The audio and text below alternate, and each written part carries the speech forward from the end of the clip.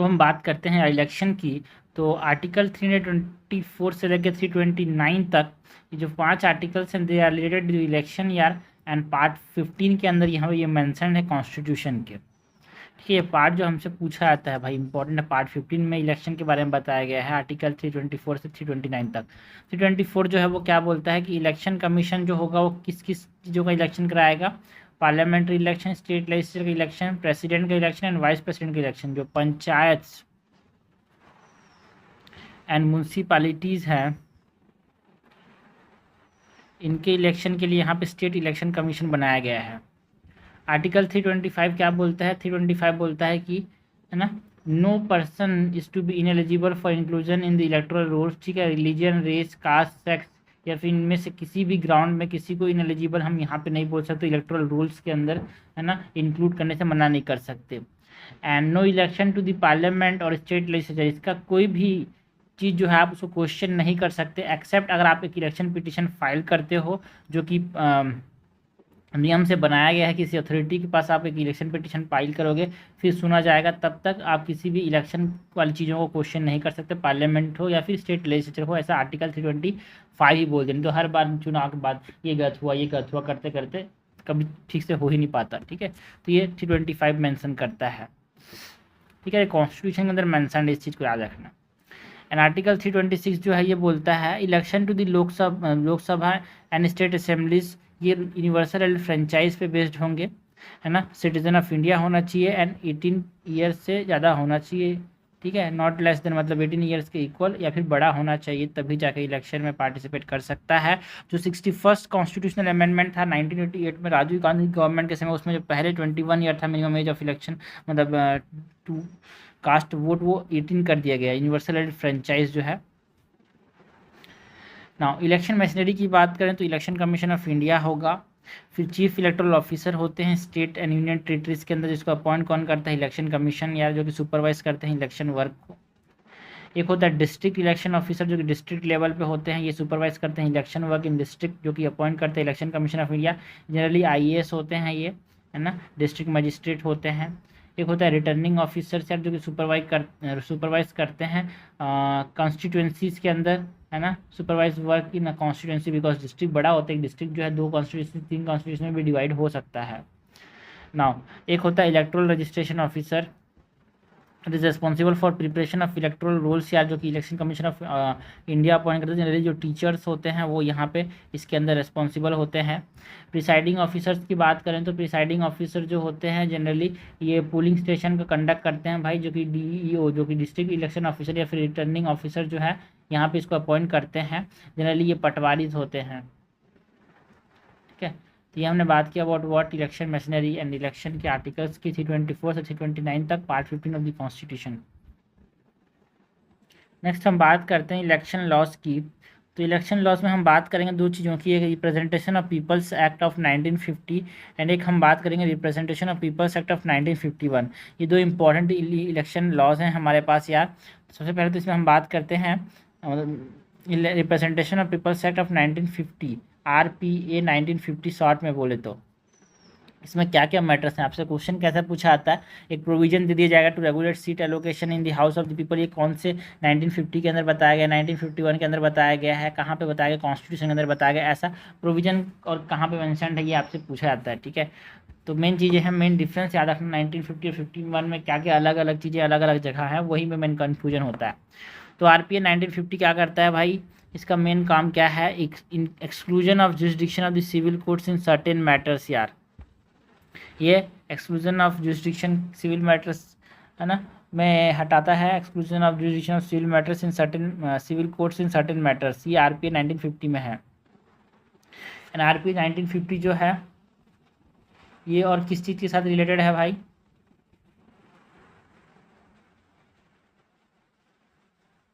To regulate seat allocation in the house of the people, मतलब लोकसभा में and state legislative assemblies and councils. Seat allocation करता है RPA 1950।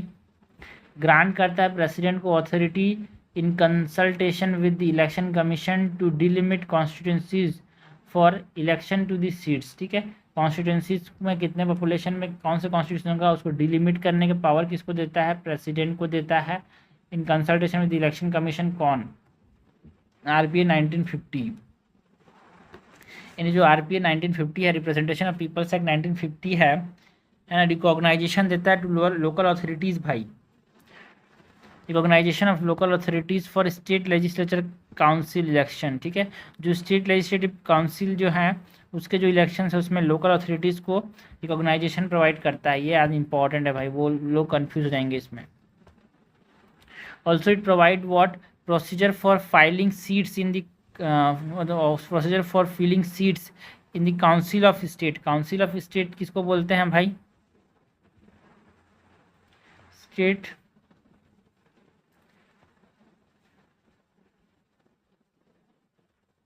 With the representatives from the union territories. मतलब council of state में हम राज्यसभा की बात कर रहे हैं, वहाँ पे जो प्रोसीजर है फॉर फिलिंग द सीट्स है ना, with representatives from union territories से कितने कहाँ से होंगे वो कहाँ पे मेंशन्ड है? आरपीए 1950 के अंदर मेंशन्ड है। And it cover the registration of voters for parliamentary assembly council constituencies along with their eligibility criteria and disqualification. यार ये भी इंपॉर्टेंट है, रजिस्ट्रेशन ऑफ वोटर्स के बारे में कहाँ पे बताया गया? 1950 में। And establishment of election officer such as जो चीफ इलेक्टोरल ऑफिसर हो गया, डिस्ट्रिक्ट इलेक्शन ऑफिसर हो गया, इलेक्टोरल ऑफ रजिस्ट्रेशन ऑफिसर हो गया, ये सब का एस्टैब्लिशमेंट जो है वो 1950 के अंदर बताया गया। बाद में जो डिस्क्वालिफिकेशन वाली चीज़ें हैं वो 51 में है। जो मेन कोर चीज़ें हैं वो दी इलेक्शन जो कोर चीज़ें हैं वो कहाँ पे है? 1950 के आरपीए में है। नेक्स्ट हम आरपीए 1951 की बात करें तो कोर चीज़ें हो गई। ठीक है, disqualification qualification of membership of the house वो कहाँ पे बताया गया है? आरपीए 1951 में। बाई इलेक्शन अगर होना है तो फिर से इलेक्शन कराना है तो time limit for filling the vacancies वो किस में बताया गया? आरपीए 1951 में। कम इंपॉर्टेंट चीज़ें के बारे में 1951 में बात की गई है। And power of the election commission with inquiries as to disqualification of member. ठीक है, इलेक्शन कमीशन के पास जो पावर है टू डिस्क्वालिफिकेशन को इंक्वायरी करने के लिए सेटअप करने की बात कहाँ पे की गई है? इलेक्शन कमीशन के अंदर जो इलेक्टोरल ऑफिसर्स हैं है ना, इलेक्शन ऑफिसर्स का एस्टैब्लिशमेंट 1950 के अंदर बताया गया है। बट इंक्वायरी वाली जो चीज़ें हैं वो 1951 में। Corrupt practices and other election offences के बारे में कहाँ पे बताया गया है? 1951 में। डिस्प्यूट रिगार्डिंग इलेक्शन जो होगा वो सब कहाँ पे देखा जाएगा? 1951 के अंदर। Free supply of certain materials जो कि कैंडिडेट को दिए जाएंगे रिकॉग्नाइज पॉलिटिकल पार्टीज़ को, वो सब कहाँ पे देखने को मिलेगा? 1951 में। ये देखो भाई, रजिस्ट्रेशन ऑफ पॉलिटिकल पार्टीज जो है वो कहाँ पे बताया गया? 1951 में। कंडक्ट ऑफ इलेक्शन के बारे में 1951 में बताया गया है। Administrative machinery for the conduct of election जो कि कहाँ पे बताया गया? 1951 में। And notification of general election जो मिलेगा वो सब कहाँ पे बताया गया है? 1951 की रिप्रेजेंटेशन ऑफ पीपल्स एक्ट में। ठीक है, नेक्स्ट अगर हम बात करें डिलिमिटेशन एक्ट 2002 की, डिलिमिटेशन एक्ट जो है इसका ऑब्जेक्टिव क्या था भाई? To redraw the boundaries of Lok Sabha and state assembly की जो कॉन्स्टिट्यूंसीज हैं है ना, based on the 2001 census equitable representation हो। मतलब एक पर्टिकुलर पॉपुलेशन में एक पर्टिकुलर सीट यहाँ पे हमारे पास एलोकेट करें, उसके लिए डिलिमिट करने की बात की जा रही थी। तो ये 2002 में आया था डिलिमिटेशन एक्ट, जो कि 2001 सेंसस के बेसिस में यहाँ पे डिलिमिट किया कॉन्स्टिट्यूंसीज को। की फीचर्स की बात करें तो ये डिलिमिटेशन कमीशन है, it was established under this delimitation act 2002 and it ensure करता है कि uniform population to seat ratio हो एक पर्टिकुलर पॉपुलेशन में है ना, पर्टिकुलर सीट हो। ऐसा नहीं कि यहाँ पे कम पॉपुलेशन वहाँ पे ज़्यादा सीट मिल जाए, ज़्यादा पॉपुलेशन वहाँ पे कम सीट मिल जाए।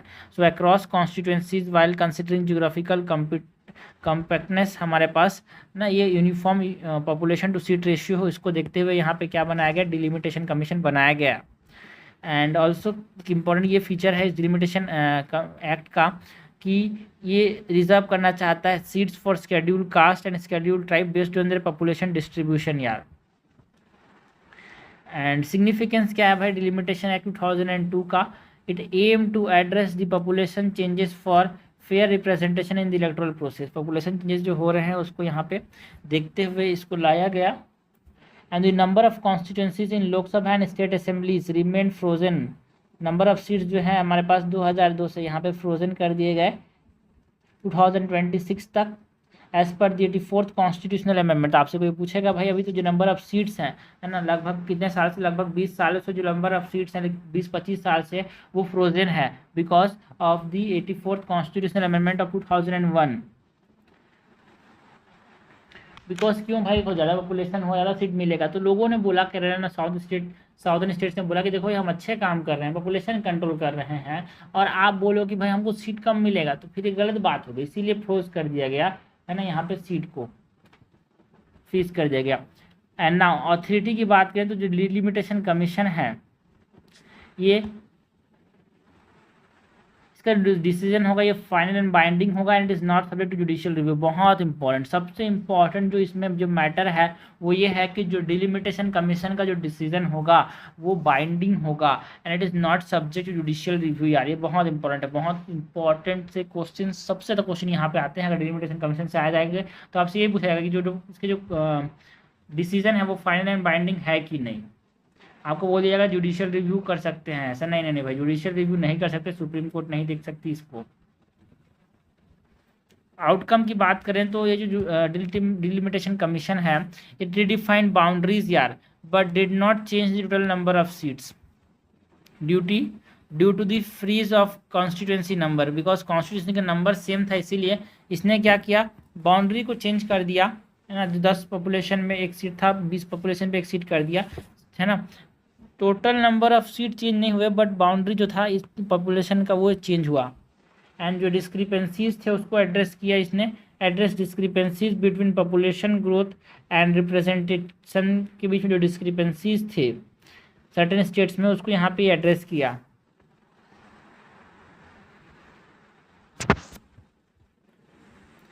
तो ये जो redefined boundaries but did not change total number of seats, ये जो चीज़ें हैं, फर्स्ट डिलिमिटेशन कमीशन जो था ये 1951 के सेंसस डाटा पे था, and it is headed by justice N Chandrashekhar Iyer, fix the Lok Sabha seats at 494। ठीक है, उसके बाद 1963 में क्या हुआ, सेकंड डिलिमिटेशन कमीशन बनना बेस्ड ऑन 1961 सेंसस। यार कायदे से हर 10 साल में बनना चाहिए, and it increase the Lok Sabha seats from 494 to 522।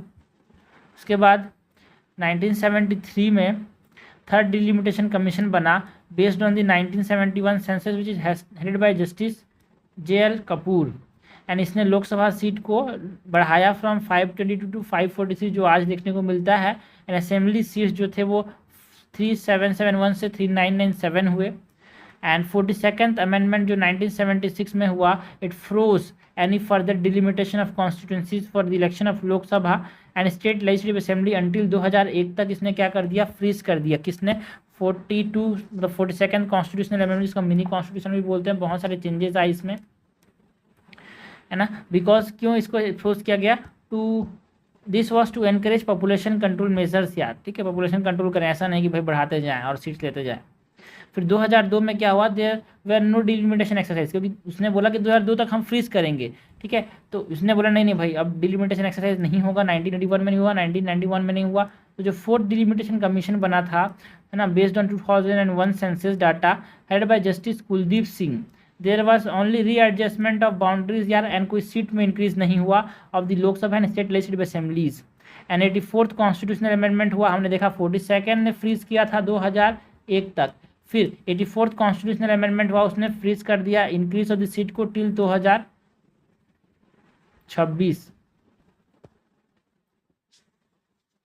Okay ठीक है, तो ये हमने बात किया अबाउट व्हाट, हमने बात किया about the election laws and delimitation act 2002 की।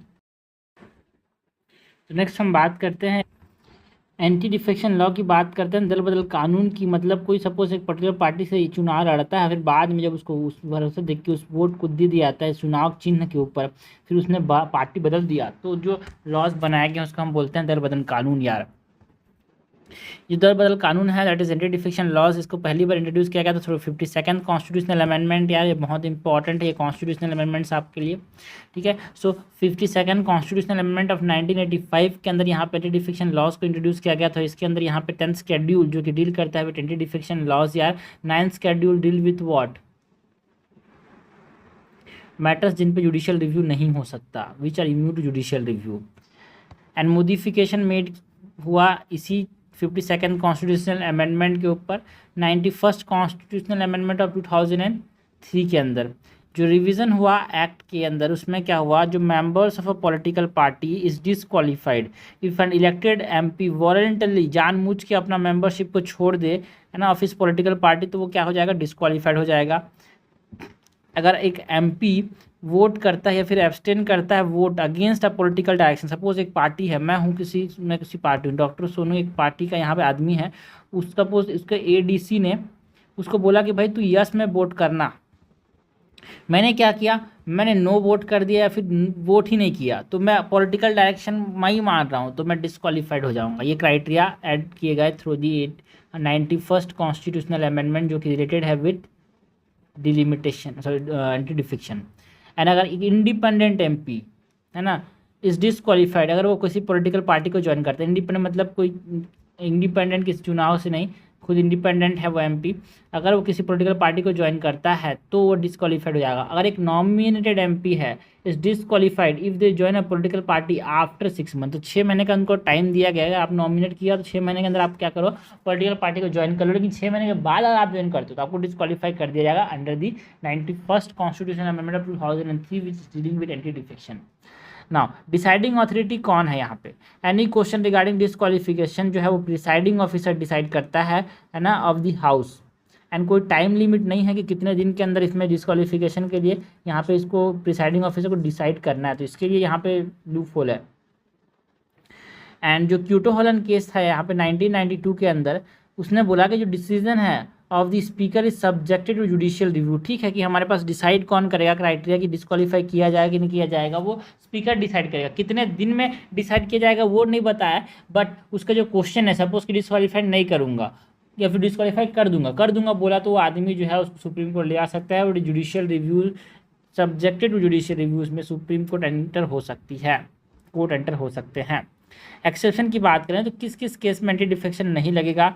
सो अगर एक मेंबर पार्टी, मर्जर देखने को मिल रहा है मेंबर पार्टी का विथ अनदर पार्टी, एक पार्टी मेंबर एक पार्टी पूरी दूसरे पार्टी से मिल रही है, and this agreed by 2/3 of the party members. यार पहले ये 1/3 था, बट 91st कॉन्स्टिट्यूशनल अमेंडमेंट के बाद ये 2/3, अगर 2/3 यहाँ पे एक पार्टी किसी 2/3 मेंबर्स ऑफ पार्टी किसी और पार्टी में जुड़ रहे हैं तो ये नो डिस्क्वालिफिकेशन। इस चीज़ को याद रखना, पहले 1/3 था, अभी कितना है 2/3। एंड वॉलंटरी रेजिग्नेशन और rejoining of a party by a member elected as a presiding officer. ठीक है, अगर कोई प्रिसाइडिंग ऑफिसर के तौर पे यहाँ पे अपॉइंट करता है तो उसने क्या किया, अगर रिज़ाइन कर दिया जानबूझ के, या फिर किसी और पार्टी को रीज्वाइन किया पार्टी को, किसी और को नहीं, रीज्वाइन किया पार्टी को of the house to uphold the dignity and impartiality of the office, तो भी वो क्या नहीं होगा, डिस्क्वालीफाइड नहीं होगा। प्रिसाइडिंग ऑफिसर क्योंकि डिस्क्वालीफाई मतलब एक तरह से इम्पार्शियलिटी के लिए वो क्या करता है, अपना रिज़ाइन कर देता है, तो भी डिस्क्वालीफाइड नहीं होगा। यार रूल मेकिंग पावर किसके पास है, ये डिस्क्वालिफिकेशन से regarding presiding officer has the power to create rules to implement and schedule, and he can initiate defection case only upon receiving a complaint from a MP. मतलब खुद से किसी को disqualification नहीं कर सकता, अगर एमपी ने कंप्लेन किया तो भी वो क्या कर सकता है, डिस्क्वालीफाई कर सकता है। And before reaching a decision he should provide the complaining opportunity to submit the application. मतलब जो कंप्लेनी है उसको यहाँ पे एप्लीकेशन सबमिट करने के मतलब मौका देना चाहिए भाई, जिसके खिलाफ यहाँ पे ये सीधा सुनवा रहा है उसको भी एक तरह से अपॉर्चुनिटी मिलना चाहिए। ये हमने बात की about the anti defection loss की, इसमें किस किस समय यहाँ पे डिस्क्वालीफाइड नहीं होता, एक्सेप्शन याद रखना, 2/3 मेंबर अगर ज्वाइन कर रहे हैं तो, प्रिसाइडिंग ऑफिसर अगर रिजाइन कर रहा है तो। नेक्स्ट बात करते हैं about the Indian political parties की, ये बहुत इंपॉर्टेंट है, यहाँ से भी क्वेश्चन आते हैं। तो condition for organisation as a national party, national party किसको बोलेंगे, अगर लोकसभा में 2% सीट्स वो ले लेता है फ्रॉम 3 स्टेट्स तो वो नेशनल पार्टी हो जाएगा। ठीक है, लोकसभा में 4 सीट ले लेता है प्लस एटलीस्ट 6% वैलिड वोट्स जो है इन 4 और मोर सीट्स वो ले लेता है तो वो नेशनल पार्टी बन जाएगा। या फिर 4 सीट से ज़्यादा लोकसभा में और स्टेट लेजिस्लेटिव असेंबली इलेक्शन में at least 6% valid vote polled in 4 और मोर स्टेट्स। ठीक है, अगर यहाँ पे देखना 4 सीट का दोनों जगह है भाई, लोकसभा में 4 सीट होना ही चाहिए, अगर लोकसभा इलेक्शन में भी 6% सीट्स वो ले लेता है वैलिड सीट्स का, है ना, 4 या फिर उससे ज़्यादा स्टेट्स में, तो भी वो नेशनल पार्टी हो जाएगा। या फिर 6% of the valid vote polled in 4 और मोर स्टेट्स, ठीक है। या फिर रिकॉग्नाइज पॉलिटिकल पार्टी है 4 स्टेट्स में, तो भी नेशनल पार्टी हो जाएगा। ज़्यादा कन्फ्यूजन नहीं रखने का, नेशनल पार्टी वो है जिसको 2% ऑफ द लोकसभा सीट मिल जाते हैं फ्रॉम 3 स्टेट, सिंपल सबसे। दूसरा क्या है, 4% लोकसभा सीट, तो 4% लोकसभा सीट और 6% of the valid vote and 6% of the valid votes and 4 states में, या फिर 4 seats 6% of the valid vote in 4 seats और मोर, सिंपल। या फिर टोटल 4 सीट्स में नेशनल रिकॉग्नाइज पॉलिटिकल पार्टी है। ये नेशनल पार्टी बनने का क्राइटेरिया हो गया।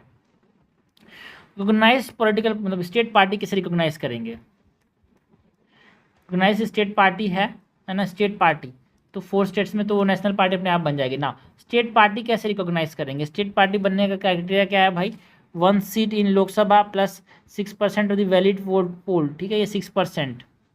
या फिर स्टेट लेजिस्लेटिव असेंबली में सीट्स का मामला कम होगा थोड़ा सा, ज़्यादा मतलब स्टेट लेजिस्लेटिव असेंबली थोड़ा छोटा है तो इसमें सीट ज़्यादा लगेंगे, तो 2 seats and 6% of the valid vote polled in the state legislative election.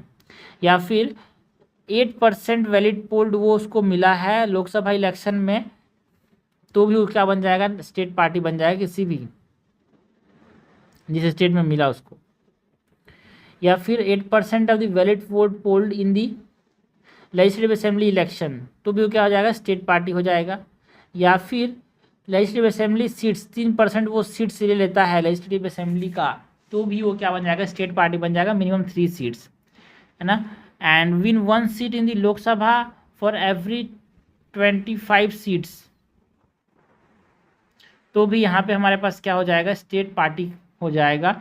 Her 25 seat के लिए एक लोकसभा सीट भी वो जीत लेता है तो स्टेट पार्टी बन जाएगा, ठीक है। तो ये हमने बात की about the condition for recognisation as a state party and condition for recognisation as a national party.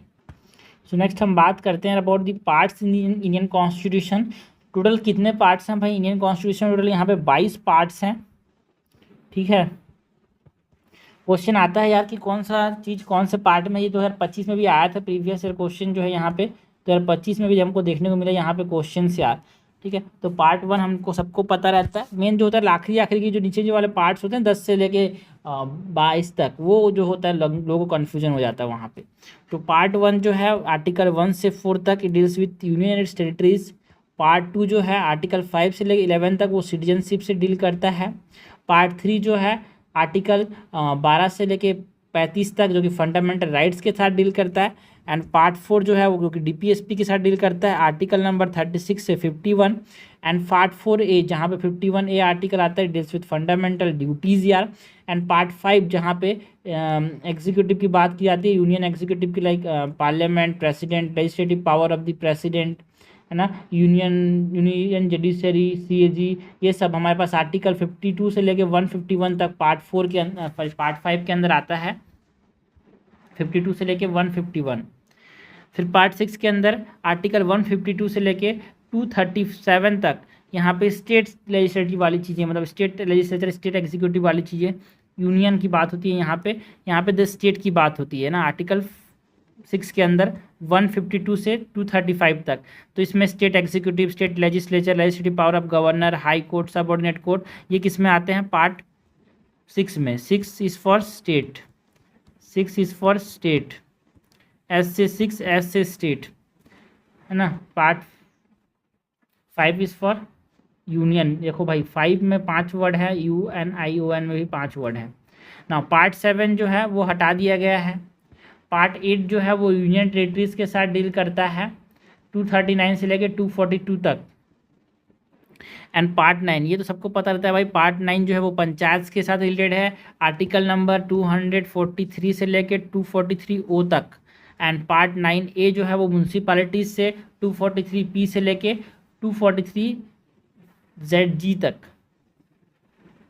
And part 9A हो गया। पार्ट 9B जो है वो कोऑपरेटिव सोसाइटीज़ के साथ डील करता है, पार्ट 9B जो है कोऑपरेटिव सोसाइटीज़ के साथ डील करता है, that is article 243ZH to 243ZT, part 10 जो है वो शेड्यूल एंड ट्राइबल एरियाज की बात करता है, article 244 and 244A। Schedule areas 244, tribal areas 244A। Part 11 जो है जहाँ पे आर्टिकल 245 से 263 की बात होती है ना, ये relation between the union and the state, that is legislative and administrative relation, मतलब सेंट्रल स्टेट रिलेशन की बात करता है यार ये पार्ट 11। पार्ट 12 जो है ना, finance, property, contracts and suits की बात करता है, जहाँ पे आर्टिकल 264 से 300A की बात की जाती है। यहाँ पे जो राइट टू प्रॉपर्टी 300A है ना, इट डील्स विद प्रॉपर्टी यार। एंड पार्ट 13 जो है आर्टिकल 301 से लेकर 307 तक, ये trade, commerce, intercourse with in the territory of India की बात करता है। पार्ट 14 जो है service under the union the states की बात करता है, 308 से लेकर 323 तक।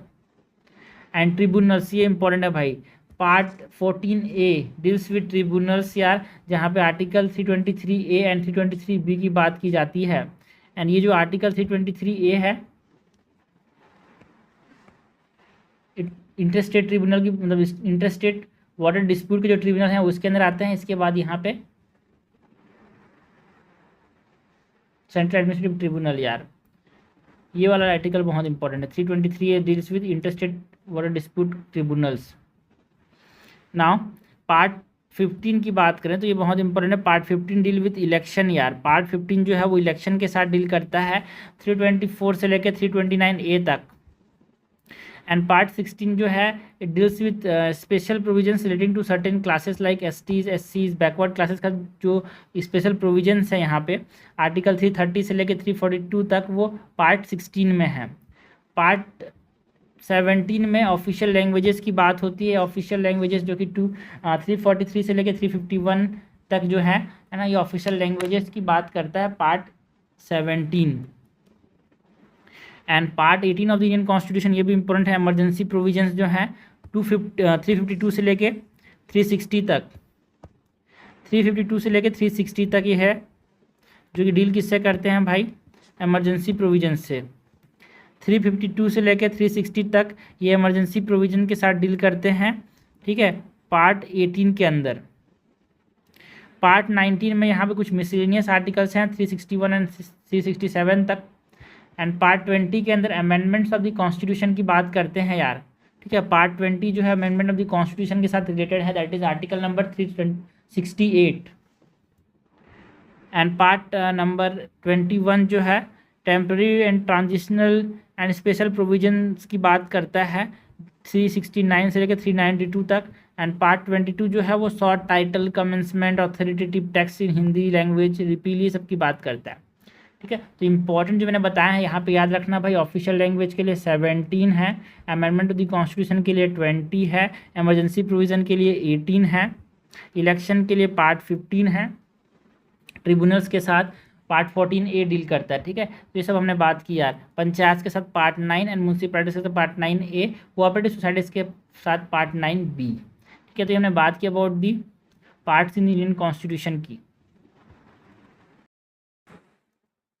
नेक्स्ट हम बात करते हैं about schedules in Indian constitution यार।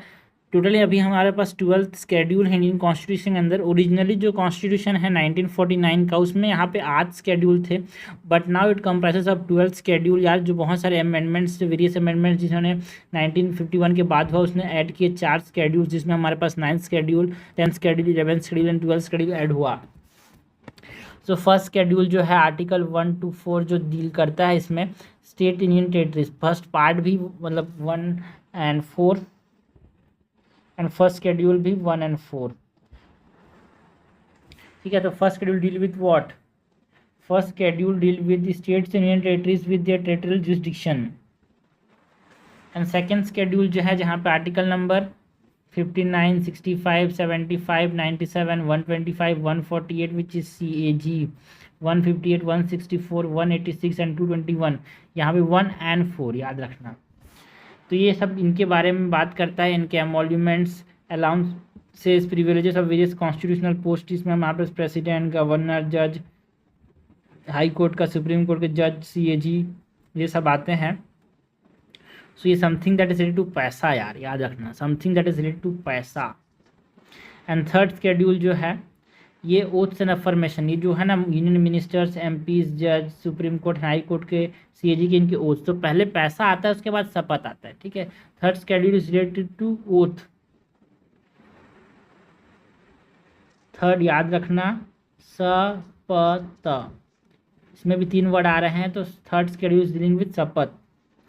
फोर्थ शेड्यूल तो ये जो है allocation of seats in the Rajya Sabha, article 4 and 80 के साथ डील करता है। फिफ्थ शेड्यूल जो है वो administration and control of schedule and tribal schedule areas and schedule tribes की बात करता है भाई। फिफ्थ शेड्यूल इसमें हमारे पास जो शेड्यूल एरियाज हैं in the states of other than, बात करते हैं अबाउट असम, मिजोरम, असम, मिजोरम, त्रिपुरा, मेघालय, उसके अलावा आंध्र प्रदेश, छत्तीसगढ़, झारखंड, ये सब जो है ना उनमें administration and control of schedule areas की बात करता है। सिक्स शेड्यूल जो है वो एडमिनिस्ट्रेशन ऑफ ट्राइबल एरियाज की बात करता है in the states of Assam, ATM square, Assam, Tripura, Meghalaya and Mizoram. Seventh schedule जो है वो डील करता है with the union list, state list and concurrent list. Union list में यहाँ पे 98 सब्जेक्ट्स हैं यार, स्टेट लिस्ट में 59 सब्जेक्ट्स हैं, एंड करंट लिस्ट में यहाँ पे 52 सब्जेक्ट्स हैं। तो ऊपर से नीचे यहाँ पे सब्जेक्ट्स जो हैं वो डिक्रीज होते जा रहे हैं। लोग कंफ्यूज आते हैं यहाँ पे, ये ओथ्स एंड अफर्मेशन गलत कर देते हैं, ठीक है। एट्थ शेड्यूल जो है it is related to what, it is related to the 22 recognise जो लैंग्वेजेस हैं बाय द कॉन्स्टिट्यूशन वो, और लैंग्वेज के लिए जो आर्टिकल्स हैं यहाँ पे 344 एंड 351 यार। नाइन्थ शेड्यूल जो कि फर्स्ट अमेंडमेंट एक्ट ऑफ 1951 से आया था, जहाँ पे validation of certain acts and regulation की बात की गई, आर्टिकल 31B की बात करता है यहाँ पे। तो वो हमारे पास validation of certain acts and regulation की बात करता है, मतलब कुछ जो है यहाँ पे इम्यून कर दिया उसने, इसमें सुप्रीम कोर्ट जो है वो नियम नहीं बना सकता, जुडिशियल इम्यून कर देता है उसको, जुडिशियल रिव्यू के खिलाफ है सब बोल देता है यार यहाँ पे। 10th शेड्यूल जो है 52nd कॉन्स्टिट्यूशनल अमेंडमेंट से लाया गया which is dealing with anti defection laws यार, तो नहीं भूलने का। 10th शेड्यूल जो है एंटी डिफेक्शन लॉज के साथ डील करता है। 89th कॉन्स्टिट्यूशनल 89 तो बाद में आया यहाँ पे, 52nd constitutional amendment act of 1985 से आया भाई, बाकी मॉडिफाई किया गया 89 से, सॉरी 91 से फिर से मॉडिफाई किया गया, बट मेन इंपॉर्टेंट है कि 10th शेड्यूल किस अमेंडमेंट से आया, बहुत इंपॉर्टेंट है भाई, 52nd constitutional amendment of 1985। 52nd constitutional amendment of 1985 से क्या आया यहाँ पे, 10th शेड्यूल आया। 11th शेड्यूल की बात करें जो कि किसके बारे में बात करता है, power, authority and responsibility of panchayat की बात करता है, जो कि 73rd amendment act which is dealing with panchayat, ठीक है।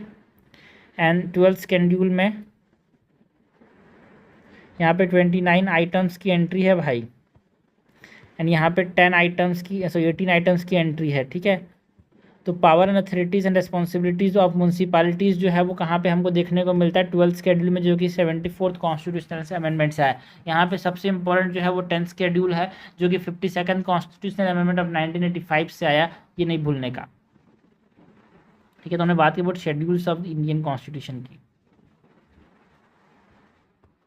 नेक्स्ट हम बात करते हैं यार about the important constitutional amendments की। सो इम्पोर्टेंट कॉन्स्टिट्यूशनल अमेंडमेंट्स में से पहले तो बात करेंगे अबाउट फर्स्ट अमेंडमेंट ऑफ 1951 यार, जिसने 9th शेड्यूल, अभी मैंने बात किया 9th शेड्यूल को ऐड किया, जो कि प्रोटेक्ट करना चाहता था लैंड रिफॉर्म्स को फ्रॉम जुडिशियल रिव्यू। इसका एम था to protect land reforms from the judicial review. इसने रेस्ट्रिक्शंस डाल दिए फंडामेंटल राइट्स में, जो fundamental rights to hold property उसके ऊपर रेस्ट्रिक्शन लाया फर्स्ट अमेंडमेंट एक्ट में। उसके बाद इंपॉर्टेंट अमेंडमेंट की बात करेंगे। 7th अमेंडमेंट एक्ट 1956 में, जो कि रीऑर्गेनाइज किया स्टेट को, एंड है ना, स्टेट को रीऑर्गेनाइज किया किस बेसिस में, लिंग्विस्टिक बेसिस में, एंड जो क्लासिफिकेशन था पहले स्टेट्स का ABCD, उसको यहाँ पे क्या कर दिया, अबॉलिश कर दिया। नेक्स्ट 9th अमेंडमेंट, तो ये जो है फर्स्ट अमेंडमेंट इंपॉर्टेंट है।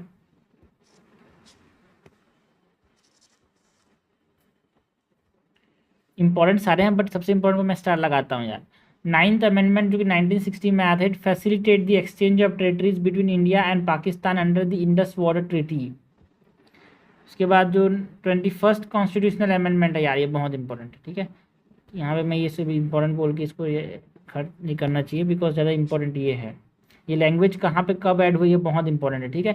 21st अमेंडमेंट जो है जिसने सिंधी को ऐड किया into the 8th schedule. 8th schedule deal with what, official languages. अभी हमने बात की भाई ऑफिशियल लैंग्वेजेस, क्योंकि 22 रिकॉग्नाइज ऑफिशियल लैंग्वेजेस थे, पहले 22 नहीं थे भाई। Increasing total number of official language to 15, यहाँ पे सिंधी ऐड किया तो 14 थे पहले, +1 जो कि सिंधी था यहाँ पे, वो जब ऐड हुआ तो 21st कॉन्स्टिट्यूशनल अमेंडमेंट के बाद 1967 में ये कितना हो गया 15। तो ये इंपॉर्टेंट है, Sindhi is added, Sindhi in the official language, that is the 8th schedule में। वो कब ऐड किया गया 21st अमेंडमेंट से। 24th अमेंडमेंट की बात करें जो कि 1971 में हुआ, it affirm parliament power to amend the constitution including fundamental rights, ठीक है। फंडामेंटल राइट्स को भी यहाँ पे अमेंड कर सकता है। And response to Kesavananda Bharati case हमारे पास देखने को मिला यार।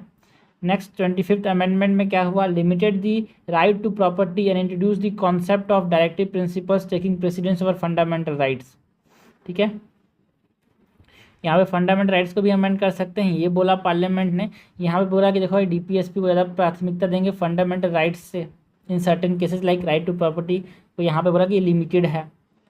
फिर 7 तो याद रखना जो 24 एंड 25 है ये दोनों किसके साथ रिलेटेड हैं, 24 and 25 are related to the right to property वाली बात यार। राइट टू प्रॉपर्टी वाली चीज़ों से रिलेटेड है, something that is related to property. 24 and 25, 71 and 71 दोनों आया था दोनों में। फिर 38 अमेंडमेंट की बात करें जो 1975 में आया था, it enhance the power of the president and governor to promulgate ordinance declare the emergency proclamation beyond judicial review. इसने जो इमरजेंसी प्रोविजन था है ना, उसको जुडिशियल रिव्यू के बाहर रख दिया। इंदिरा गांधी ने अमेंडमेंट कर दिया, बोला कि आप किस ग्राउंड पे मैं जो रख रहा हूँ जुडिशियल रिव्यू, मतलब उसको आप नहीं कर सकते। मैं जो इमरजेंसी प्रोविजन जो एक तरह से डार्क जो एजेस थे हमारे पास इंडियन डेमोक्रेसी की वो थे यार ये, ठीक है। तो उस समय क्या हुआ था, जो इमरजेंसी आया था उसमें क्या हुआ कि आप इमरजेंसी, ठीक है, प्रेसिडेंट ने डाल दिया, अब उस किस तथ्य पे यहाँ पे प्रेसिडेंट ने यहाँ पे इमरजेंसी डाला वो आप जुडिशियल रिव्यू नहीं कर सकते, ये अपना ही मनमानी चला रहे थे। तो ये भी इंपॉर्टेंट है 38 अमेंडमेंट यार। नहीं 42nd कॉन्स्टिट्यूशनल अमेंडमेंट की बात करें, ठीक है, 42nd कॉन्स्टिट्यूशनल अमेंडमेंट की बात करें 1976 का, जिसको मिनी कॉन्स्टिट्यूशन बोलते हैं। इसमें फंडामेंटल ड्यूटीज़ को ऐड किए गए यार, फंडामेंटल ड्यूटीज़ ऐड हुए, लाइक जो 51A है पहले सिर्फ और सिर्फ 10 फंडामेंटल ड्यूटीज़ थे। बाकी जो 86 कॉन्स्टिट्यूशनल अमेंडमेंट था 2002 का, उसके बाद यहाँ पे एक और आ गया 51 के अंदर यहाँ पे 11th वाला।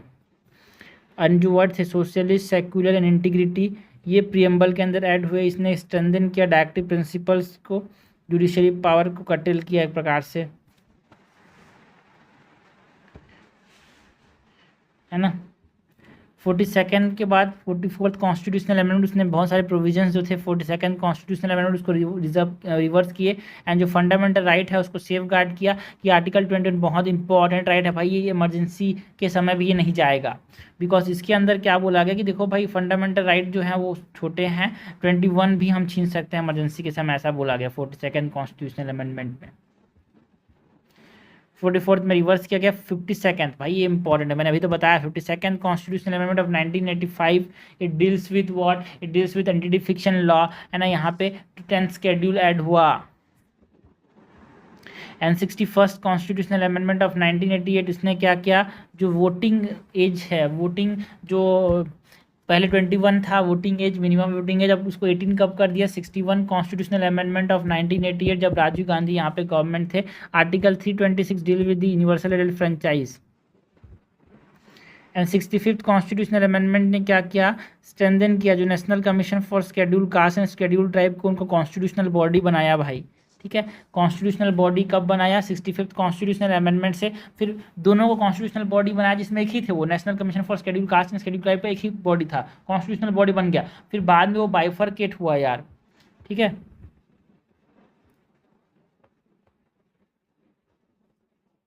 बाइफरकेट किया गया 89th कॉन्स्टिट्यूशनल अमेंडमेंट से, ये क्या हो गया, दोनों अलग अलग एक बॉडी बन गए 2009 में, सो 2003 में। 65th कॉन्स्टिट्यूशनल अमेंडमेंट से दोनों को कॉन्स्टिट्यूशनल स्टेटस मिला लेकिन एक ही बॉडी थे, बाकी दोनों को बाइफरकेट कर दिया गया, है ना। 89th कॉन्स्टिट्यूशनल अमेंडमेंट ऑफ 2003 3 में अलग, national commission for national commission for SCs and national commission for STs अलग अलग बनाया गया। उसके बाद जो हमारे पास 69th कॉन्स्टिट्यूशन, दोनों इंपॉर्टेंट है भाई। 65th में तो दोनों को कॉन्स्टिट्यूशनल स्टेटस मिला। आपसे कोई पूछेगा कि भाई कॉन्स्टिट्यूशनल स्टेटस जो था national commission for scheduled caste and scheduled tribe को कब मिला, तो 65th कॉन्स्टिट्यूशनल अमेंडमेंट से मिला। ठीक है, 52nd मत भूलना भाई, कुछ भी भूल जाओ 52nd मत भूलना यार, 3 स्टार लगाए अभी तक।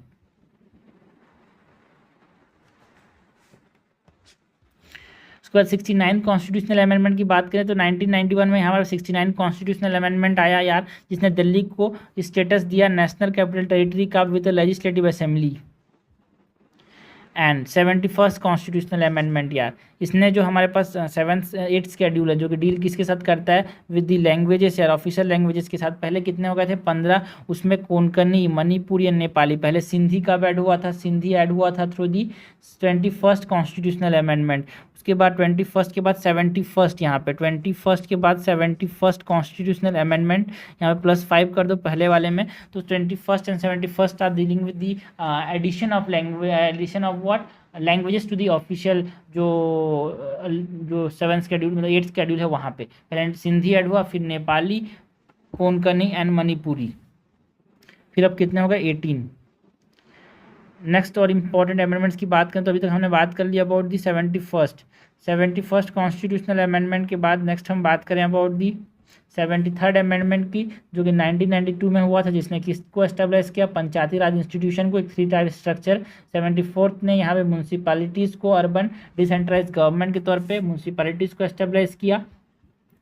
यहाँ पे हमारे पास 11th शेड्यूल आया, यहाँ पे हमारे पास 12th शेड्यूल, 11th शेड्यूल में 29 आइटम्स हैं, 12th शेड्यूल में यहाँ पे 18 फंक्शनल आइटम्स की बात की गई।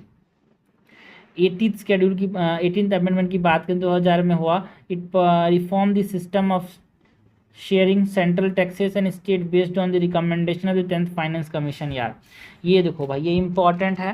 हमारे पास 86 कॉन्स्टिट्यूशनल अमेंडमेंट यहाँ पे 2002 में जो हुआ, 86 कॉन्स्टिट्यूशनल अमेंडमेंट ने क्या किया, एजुकेशन को फंडामेंटल राइट बना दिया under article 21A and fundamental duty add किया गया 11th नंबर का, कि अपने बच्चों को वो पढ़ाना बहुत ज़रूरी है, ये फंडामेंटल ड्यूटी है पेरेंट्स का। 51A के अंदर जो 11th फंडामेंटल ड्यूटी है वो ऐड किया गया।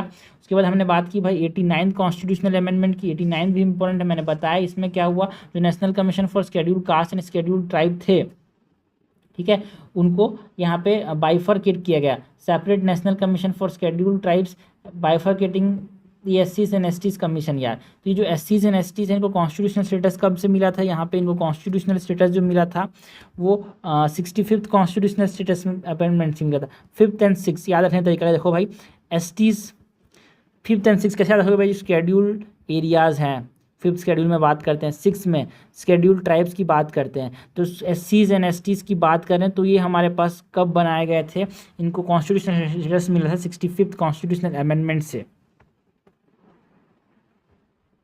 ठीक है, यहाँ पे याद करने का ट्रिक थोड़ा सा बता सकता हूँ आपको, तो ट्रिक याद रखना भाई। देखो 5th एंड 6th शेड्यूल जो हैं ये STs ट्राइबल एरियाज़ के साथ डील करता है। 5th शेड्यूल जो है ये शेड्यूल एरियाज़ के साथ डील करता है।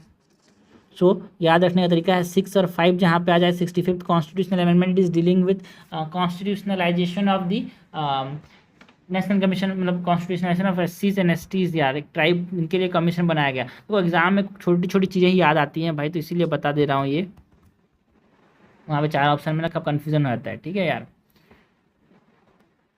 86 में क्या हुआ, राइट टू एजुकेशन आया। 89th में यहाँ पे ये बाइफरकेट हुए।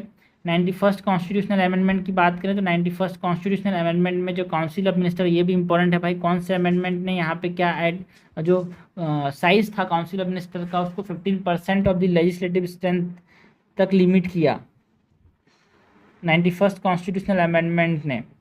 फिर 92nd कॉन्स्टिट्यूशनल अमेंडमेंट देखो, अभी तक हमने देखा कि 21st जो था उसने सिंधी ऐड किया, 71 5 ऐड किया मैंने इस पर, सो इसने नेपाली, कोंकणी एंड मणिपुरी ऐड किया 8th शेड्यूल के अंदर।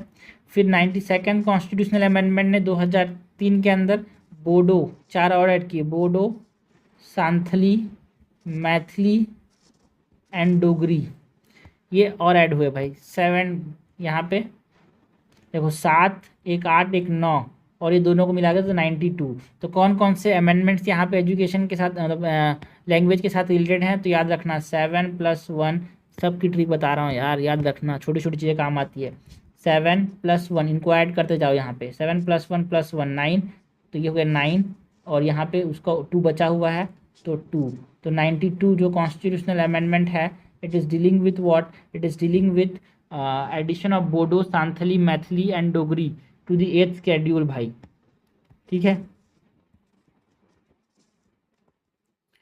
उसके बाद 97 जो कॉन्स्टिट्यूशनल अमेंडमेंट है 2011 में जो हुआ, उसने कॉन्स्टिट्यूशनल स्टेटस मिला भाई कोऑपरेटिव सोसाइटीज़ को, एंड मेकिंग कोऑपरेटिव सोसाइटीज़ बनाना क्या एक फंडामेंटल राइट है, बिल्कुल यार। 19 article 19 clause 1 sub clause C के अंदर। और जो हमारे पास पार्ट 9 है, part 9 is with panchayat, part 9A is with municipalities and part 9B is for cooperative societies, ये हमारे पास बनाया गया यार, ठीक है। ये भी इंपॉर्टेंट है। 97 कॉन्स्टिट्यूशनल अमेंडमेंट जो था वो कोऑपरेटिव सोसाइटीज़ के साथ रिलेटेड है। 101 कॉन्स्टिट्यूशनल अमेंडमेंट जो है वो GST के साथ रिलेटेड है भाई। एंड 102 कॉन्स्टिट्यूशनल अमेंडमेंट ने जो national commission for backward classes है उसको यहाँ पे कॉन्स्टिट्यूशनल स्टेटस दिया भाई। एंड 103 देखो भाई 103 बहुत इंपॉर्टेंट है। 103 ने क्या किया, तो 10% इकोनॉमिकली वीकर सेक्शन के लिए रिजर्वेशन लाया इन पब्लिक एम्प्लॉयमेंट यार। तो public employment reservation is part of 16 यार, ठीक है। 15 इज फॉर एजुकेशनल पर्पस, है ना। RRCSP के बेसिस में आप डिस्क्रिमिनेट नहीं कर सकते, बट हाँ एजुकेशन वाली जो चीज़ें हैं वो 16 में है। 104 कॉन्स्टिट्यूशनल अमेंडमेंट ने अबॉलिश कर दिया जो एंग्लो इंडियंस का रिप्रेजेंटेशन था लोकसभा एंड स्टेट असेंबलीज के अंदर, एंड जो रिजर्वेशन है STs का और SCs का वो 10 साल से बढ़ा दिया 2019-29 तक। 105 कॉन्स्टिट्यूशनल अमेंडमेंट ने रिस्टोर किया state power to identify and notify OBCs यार, ठीक है। एंड 106 कॉन्स्टिट्यूशनल अमेंडमेंट ने यहाँ पे वुमेन रिप्रेजेंटेशन एक्ट 2023 के नाम से जाना जाता है। 106 कॉन्स्टिट्यूशनल अमेंडमेंट उसने 1/3 of the seats for women in Lok Sabha, state legislative assembly and legislative assembly of union territory of Delhi, यहाँ पे क्या किया, रिजर्व किया, ठीक है। ये इंपॉर्टेंट है, रिजर्वेशन के लिए है 106 अमेंडमेंट्स, ठीक है। ये हमने बात की about the important constitutional amendments की।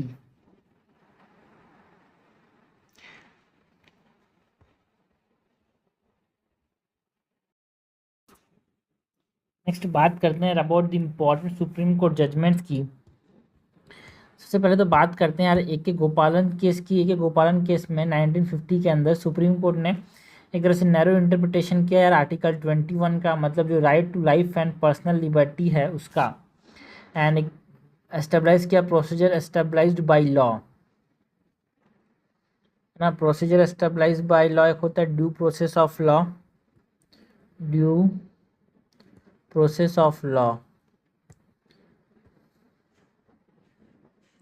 जो प्रोसीजर एस्टेब्लाइज बाय लॉ है इसको यहाँ पे एस्टेब्लाइज किया, ओके। AK गोपालन ने प्रोसीजर एस्टेब्लाइज बाय लॉ, ये एस्टेब्लाइज किया किसने, सुप्रीम कोर्ट ने।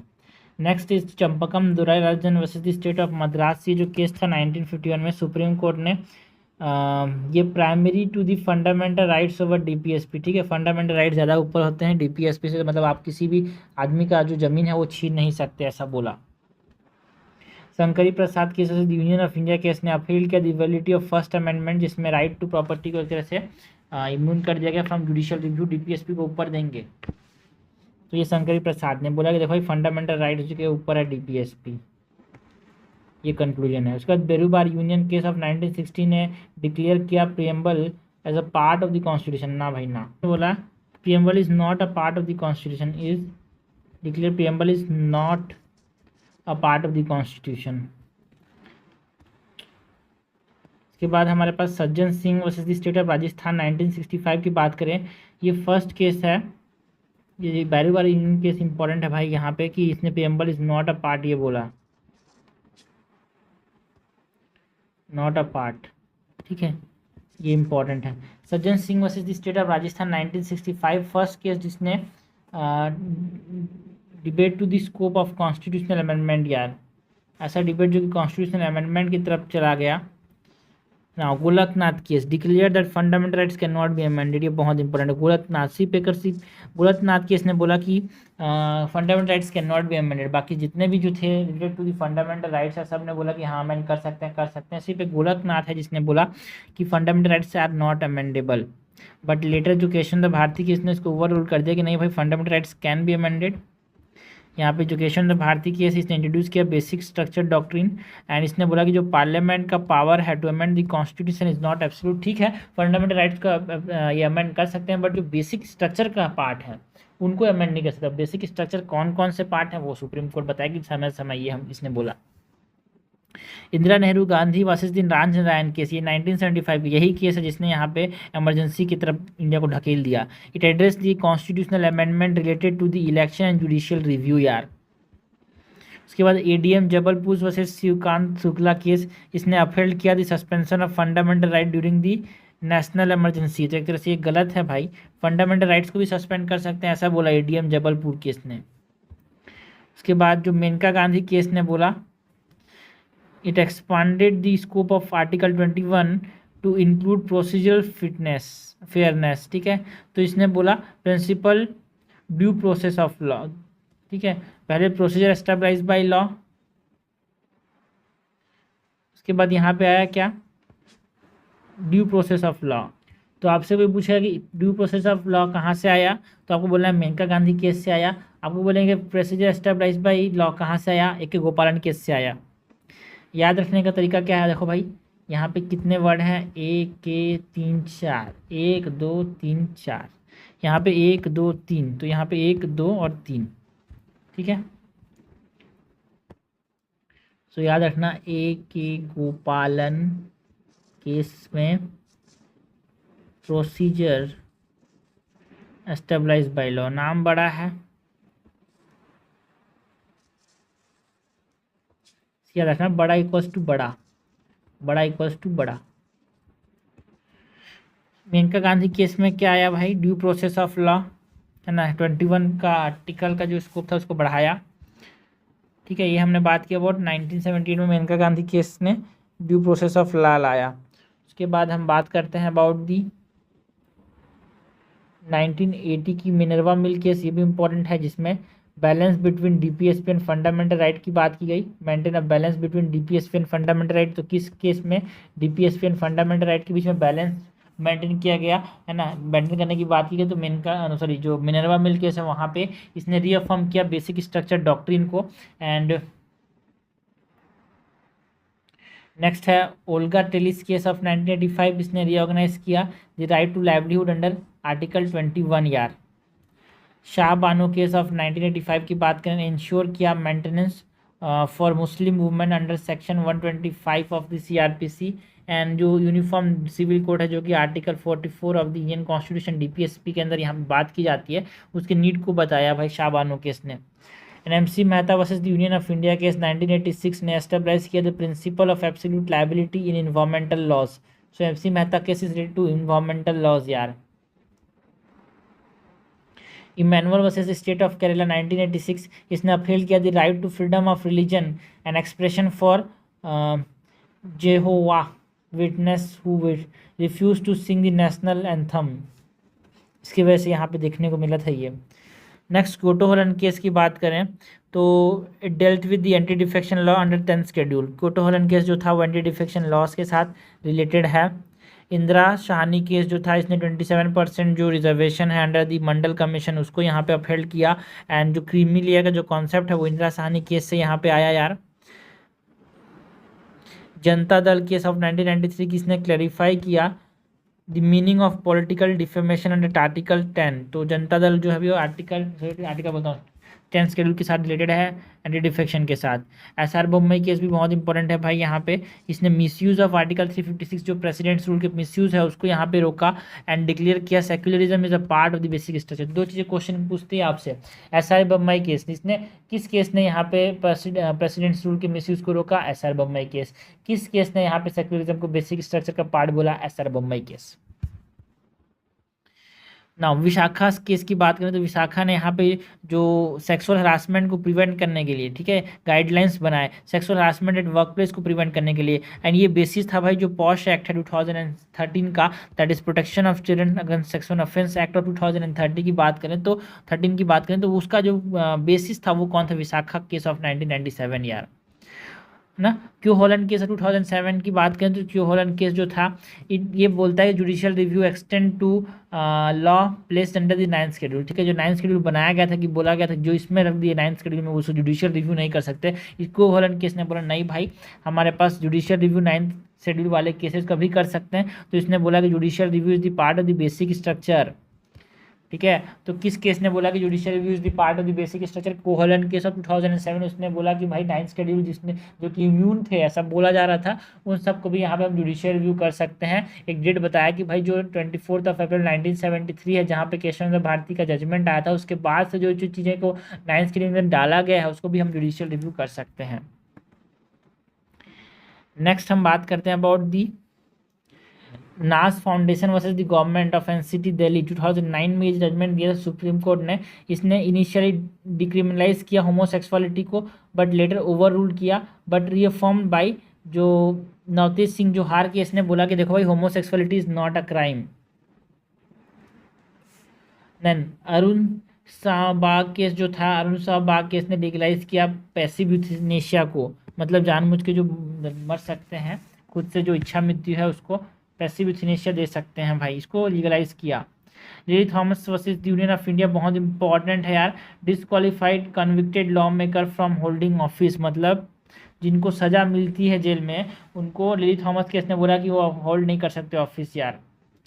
श्रेया सिंघल केस ने स्टक डाउन किया सेक्शन 66 से ऑफ दी आईटी एक्ट, जो कि फ्रीडम ऑफ स्पीच को, है ना, जो फ्रीडम ऑफ स्पीच ऑनलाइन है उसको यहाँ पे क्या करता है, बढ़ावा देता है।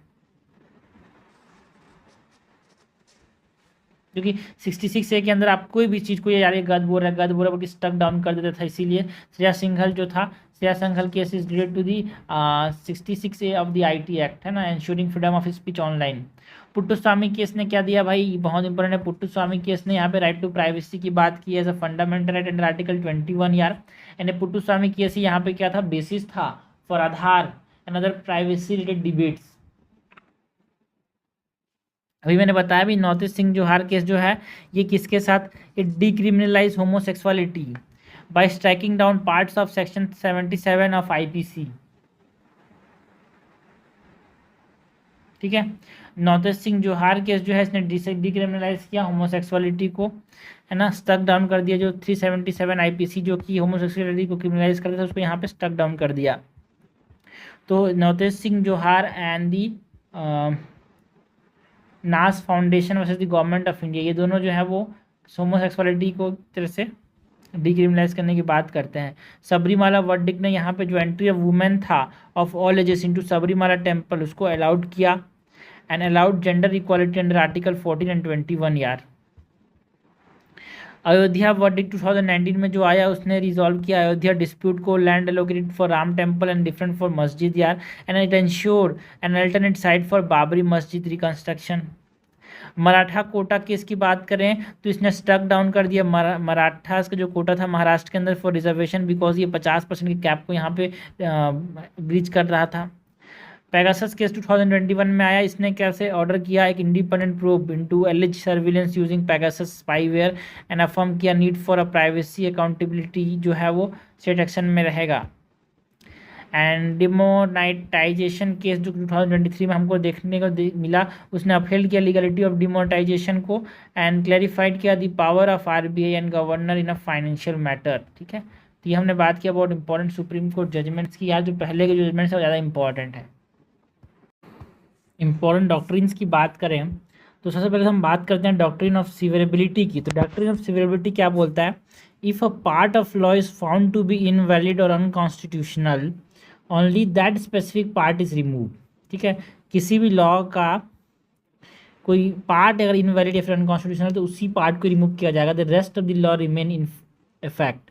पर्पस क्या था, तो save the valid portion of a law rather than sinking down the entire law, पूरे लॉ को खत्म करने से उसके जो प्रोविजन है जो अनकॉन्स्टिट्यूशनल उसी को खत्म करने के लिए डॉक्ट्रिन ऑफ सिवियरेबिलिटी यहाँ पे लाया गया था।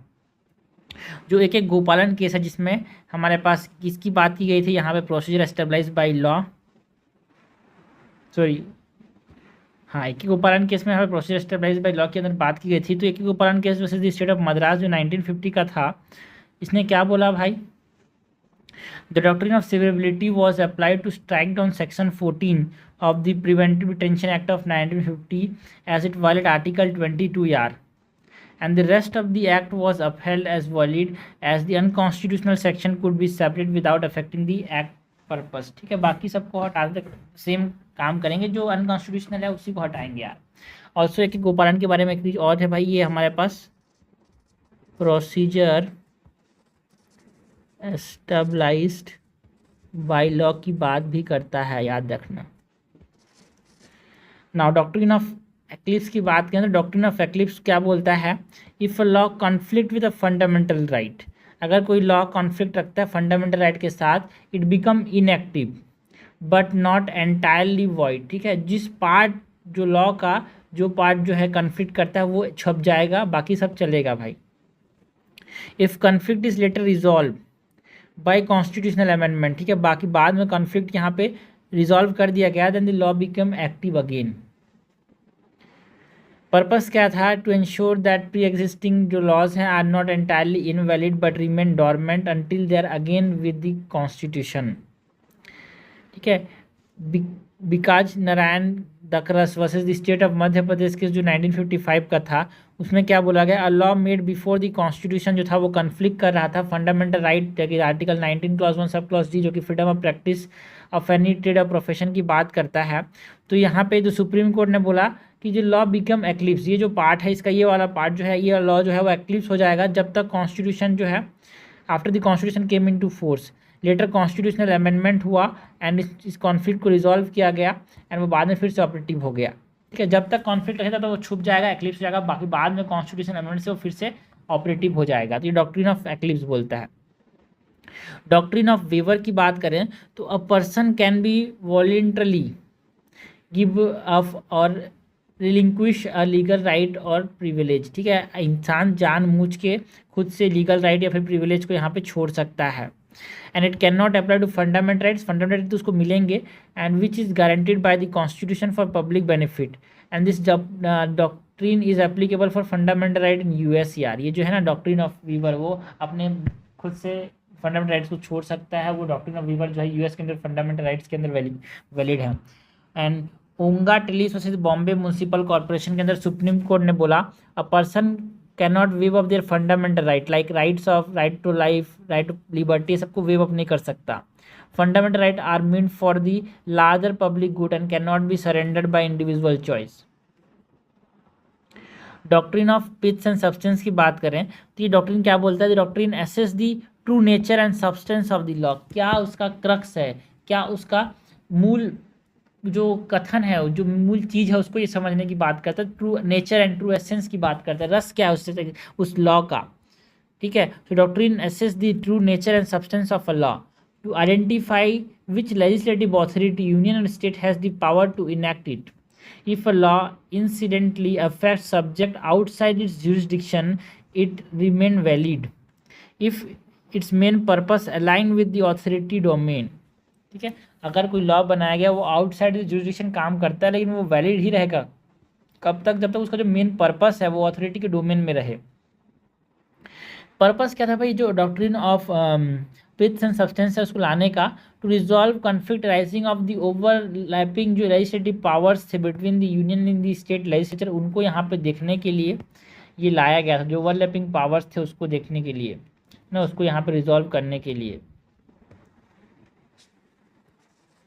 इट इंश्योर क्या करता है, it ensure that laws are evaluated based on their core intent rather than incidental effect. ठीक है, इंटेंट को देखना है, ये बोलता है doctrine of piths and substance, उनके इफेक्ट को मत देखो। Prafulla Kumar Mukherjee versus the bank of commerce 1947 का जो केस है, इसमें बंगाल का जो मनी लेंडर एक्ट है 1940, इट इंसिडेंटली अफेक्ट जो प्रोमिसरी नोट्स है उसको अफेक्ट कर रहे थे and a subject under the union list. तो उसके बाद क्या हुआ, द कोर्ट ने अपहेल्ड किया एक्ट्स की वैलिडिटी को, ये एक्ट वैलिड रहेगा। एम्फेसाइज किया इसका मेन पर्पस जो है वो स्टेट जुरिडिक्शन के अंदर काम करना है, इस जो प्रोमिसरी नोट है उसको अफेक्ट करना नहीं है। ठीक है। नेक्स्ट डॉक्ट्रिन की बात करें तो डॉक्ट्रिन ऑफ टेरिटोरियल नेक्सस की, it allows state laws to apply outside the state territory. ठीक है, टेरिटोरियल नेक्सस क्या बोलता है कि स्टेट लॉज जो है स्टेट टेरिटरी के बाहर भी लागू हो सकते हैं if there is sufficient connection between state and the state matter of the law, है ना। The doctrine is not limited to tax laws and can also apply to other laws as long as a real and relevant territorial connection exists, like gambling taxes charitable trust. अगर एक state से ज़्यादा बाहर भी जाए तो भी ये डॉक्ट्रिन ऑफ टेरिटोरियल नेक्सस जो है वो अप्लाई होता है। यहाँ पे RMD चमार बुगुलवा केस की बात करते हैं। RMD चमार बुगुलवा केस ने क्या बोला, supreme court upheld a Bombay law imposing gambling tax even though some activities were outside the state. ठीक है, महाराष्ट्र के बाहर था फिर भी गैम्बलिंग टैक्स को यहाँ पे जो लॉ इम्पोज कर रहा था वो लागू होगा, ये बोला। नाउ एक और डॉक्ट्रिन है भाई, डॉक्ट्रिन ऑफ कलरेबल लेजिस्लेशन। ये क्या बोलता है, if it occur when a legislation enact a law that appear to fall within its power. मतलब it occur when a legislature, एक किसी भी लॉ मेकिंग बॉडी ने एक नियम बनाया that appear to fall within, इसके उसके पावर के अंदर अगर बनाया तो इसको डॉक्ट्रिन ऑफ कलरेबल लेजिस्लेशन बोलते हैं। इन सब्सटेंस एक्सीड्स जुरिसडिक्शन यार, using a disguised or indirect method to bypass constitutional limit. अगर कॉन्स्टिट्यूशनल लिमिट को बाईपास करके नियम बनाने वाला बॉडी जो है अपने पावर को बढ़ाए तो उसको बोलते हैं कलरेबल लेजिस्लेशन। मतलब लेजिस्लेशन नियम बना के अपने आप को बाईपास कर दे रहा है, चीज़ों को अपने फ़ायदे में इस्तेमाल कर रहा है। इसका पर्पस क्या है डॉक्ट्रिन ऑफ कलरेबल लेजिस्लेशन का, the doctrine ensure that laws can not evade constitutional restrictions through forms or pretence. ठीक है, कॉन्स्टिट्यूशनल लिमिट्स को, रेस्ट्रिक्शन को ना पार कर दे लॉस, ये देखता है भाई doctrine of colourable legislation. Example के तौर पे जो state of West Bengal versus the union of India जो केस है 1964 का, इसमें एक स्टेट लॉ ने रेगुलेट किया था inter state trade matter under the union list को, तो इसको स्टक डाउन कर दिया गया as colourable legislation as it infringe the union jurisdiction यार। ठीक है, रेगुलेट कर रहा था इंटर स्टेट ट्रेड को, है ना, यूनियन लिस्ट के अंदर जो आया है, तो आप उसको कैसे यहाँ पे कर सकते हो, नियम नहीं बना सकते ना भाई, तो उसको स्टक डाउन कर देगा बिकॉज आप अपने जुरिसडिक्शन को बाहर जा रहे हो यार। Now next is doctrine of president. ये जो डॉक्ट्रिन ऑफ प्रेसिडेंट है इसमें क्या बोला जाता है, decision made by higher courts are binding on the lower courts. Precedent जो है वो मेनली किसके लिए है, कोर्ट्स के लिए है। And it ensure consistency and stability in the legal system by following previous ruling यार। पर्पस क्या है, to maintain uniformity of law. Higher courts ने जो बोला लोअर कोर्ट्स में वो फॉलो होगा। And ensure that similar cases are decided in a similar manner and एक तरह से predictability and fairness in legal decision ये प्रोवाइड करता है। लाइक हम बात करें Kesavananda Bharati versus state of Kerala case की। नेक्स्ट हम बात करते हैं अबाउट दी डॉक्ट्रिन ऑफ रिपग्नेंसी की। ये जो डॉक्ट्रिन ऑफ रिपग्नेंसी है, ये डॉक्ट्रिन ऑफ रिपग्नेंसी किसके ऊपर अप्लाई होता है, it applies when there is a conflict between law made by the parliament and the law made by the state legislature। रिपग्नेंसी जब सेंटर जो बना रहा है नियम, दैट इज पार्लियामेंट जो नियम बना रहा है एंड स्टेट जो बना रहा है नियम, स्टेट लेजिस्लेचर जो नियम बना रहा है, जब दोनों के बीच में क्या आ जाए, कॉन्फ्लिक्ट आ जाए, तो डॉक्ट्रिन ऑफ रिपग्नेंसी यहाँ पे अप्लाई होता है। If both laws deal with the same subject then parliament laws जो होगा, पार्लियामेंट जो होगा वो ऊपर रहेगा स्टेट लॉज के, ये बोलता है। ठीक है, सेंटर बड़ा है कि स्टेट बड़ा है, जैसे फेडरल नेचर में यहाँ पे थोड़ा सा सेंट्रल टिल को ये बताता है doctrine of repugnancy. Like state of West Bengal versus union of India case जो 1963 का है, यहाँ पे सुप्रीम कोर्ट ने हेल्ड किया if state laws conflict with central laws under the concurrent list then central laws will be weight करेगा। Concurrent list में दोनों नियम बना सकते हैं, स्टेट भी और सेंटर भी। अगर स्टेट कॉन्फ्लिक्ट करता है सेंटर के साथ तो सेंटर जो बोलेगा वो माना जाएगा। नेक्स्ट हम बात करते हैं doctrine of prospective overruling की। ये doctrine of prospective overruling है, वो क्या बोलता है, the doctrine allows a court to overrule an earlier decision but only applied the decision to the future case and not retrospectively. मतलब जो पहले के जो डिसीजंस हैं उसको ओवर रूल करता है एक कोर्ट, बट ये जो है वो आगे के केसेस में लागू होगा। पर्पस क्या, the doctrine aim to provide legal stability by preventing disruption of past decision while correcting legal errors for future cases. Golaknath case जो कि बोलता है कि fundamental rights can not be amended so supreme court ने overrule किया इसके previous decision regarding parliamentary power to fundamental right, because parliament इसमें बोला सुप्रीम कोर्ट ने कि भाई fundamental rights can not be amend बोल दिया था, बाद में बोला कि नहीं fundamental rights even fundamental rights can be amended. So it applied to the ruling prospectively, मतलब उसके बाद जो कॉन्स्टिट्यूशनल अमेंडमेंट्स थे उसके ऊपर अप्लाई हुआ। It only apply to the future constitutional amendment यार। नेक्स्ट हम बात करते हैं डॉक्ट्रिन ऑफ हार्मोनियस कंस्ट्रक्ट की। ये डॉक्ट्रिन ऑफ हार्मोनियस कंस्ट्रक्ट है, ये डॉक्ट्रिन इंश्योर करता है कि जो कॉन्फ्लिक्टिंग प्रोविजंस हैं कॉन्स्टिट्यूशन के अंदर, they are integrated together to avoid contradiction and give effect to both. ठीक है, कॉन्फ्लिक्टिंग प्रोविजंस को एक साथ ले आओ, इसको बोलते हैं कॉन्स्ट्रक्ट करना। कॉन्फ्लिक्टिंग प्रोविजंस को एक साथ ले आना, कंस्ट्रक्ट करना, सो इसको बोलेंगे हार्मोनियस कंस्ट्रक्शन। पर्पस क्या था, जो डॉक्ट्रिन ऑफ हार्मोनियस कंस्ट्रक्शन है या फिर हार्मोनियस कंस्ट्रक्ट है उसका, it aim to reconcile apparent conflict assuming no intentional contradiction by the framers and ensure all provisions are meaningful यार। ठीक है, जो अपरेंट कॉन्फ्लिक्ट्स हो रहे थे, इंटेंशनल जानबूझ के कॉन्ट्राडिक्शन हो रहे थे, फार्मर्स स्प्लिटिंग लैंड, वो सब मैटर्स में यहाँ पे देखते हुए ये हार्मोनियस कंस्ट्रक्ट आया। केशव भारती केस 1973 ने क्या बोला, तो supreme court harmonise fundamental rights and DPSPs to so that both serve the same social goal, कि भाई हमको समाज में इक्वालिटी लाना है, ठीक है, इवनली डिस्ट्रीब्यूट करना है वेल्थ को। This is all about what important doctrines की बात की। नेक्स्ट हम बात करते हैं last topic of the polity की, that is the order of precedence in the republic of India. ये जो ऑर्डर ऑफ प्रेसिडेंस है, एक प्रोटोकॉल लिस्ट है भाई, इन विच जो फंक्शनरीज एंड अथॉरिटीज हैं they are recorded by rank and office in the government of India and it is mean for state and ceremonial occasion. भाई कोई भी यहाँ पे सेरेमनी हो रहा है उसमें किसको पहले रखेंगे, किसको पहले बुलाएंगे, है ना, उसमें रैंक क्या रहेगा। It has no application in day to day business of the government. The order is established by the president of India and is maintain by the ministry of home affairs. ठीक है, ये जो ऑर्डर ऑफ प्रेसिडेंस उसको ministry of home affairs यहाँ पे maintain करते हैं। सबसे ऊपर देश में कौन है भाई, प्रेसिडेंट, फिर वाइस प्रेसिडेंट, फिर प्राइम मिनिस्टर, फिर governor of state with in their respective state, फिर फॉर्मर प्रेसिडेंट, फिर डेप्यूटी प्राइम मिनिस्टर, फिर चीफ जस्टिस ऑफ इंडिया और लोकसभा स्पीकर एक साथ ही हैं, चीफ जस्टिस और लोकसभा स्पीकर, फिर cabinet minister of the union, chief minister of state with in their respective state, deputy chairman planning commission, former prime ministers, leader of the opposition in the Rajya Sabha Lok Sabha 7 number पे हैं, holder of Bharat Ratna ये भी हमारे पास 7वें number पे हैं यार, and ambassador extraordinary and plenipotentiary and high commissioners of commonwealth 8वें number पे, countries accredited to India's, chief minister of state outside the respective state, governor of state outside the respective state, जजेस of the supreme court, chairperson union public service commission and chief election commissioners, comptroller general जो है वो 9th number पे आते हैं order of precedence में, deputy chairperson